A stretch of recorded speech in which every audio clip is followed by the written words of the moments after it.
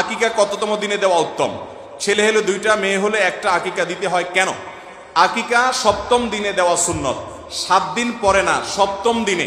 সপ্তম দিন মানে হলো যেই বারে সন্তান জন্মগ্রহণ করবে, শিশুর জন্ম হবে, ওই বারটা হবে প্রথম, এরপরে দ্বিতীয়, তৃতীয়, চতুর্থ, এভাবে করতে করতে সপ্তম দিনে আকিকা দেওয়া সুন্নত। এটা হিসেব করার একটা সহজ বুদ্ধি হলো, ধরুন সন্তান রবিবারে জন্ম নিয়েছে, হিজরি বর্ষের রাত আগে আসে, শনিবার দিবাগত রাত আসে, এটা রবিবার ধরা হবে, বা রবিবার দিনে জন্মগ্রহণ করেছে। যেই বারে জন্মগ্রহণ করবে পরবর্তী সপ্তাহের আগের বারটা হবে আকিকার দিন। রবিবারে জন্মগ্রহণ করলে পরের শনিবার হবে আকিকার দিন, শনিবারে জন্মগ্রহণ করলে পরের শুক্রবার হবে আকিকার দিন, শুক্রবারে জন্মগ্রহণ করলে পরের বৃহস্পতিবার হবে আকিকার দিন। ওটা হলো সপ্তম দিন, ওই দিনটাতে আকিকা করা সুন্নত।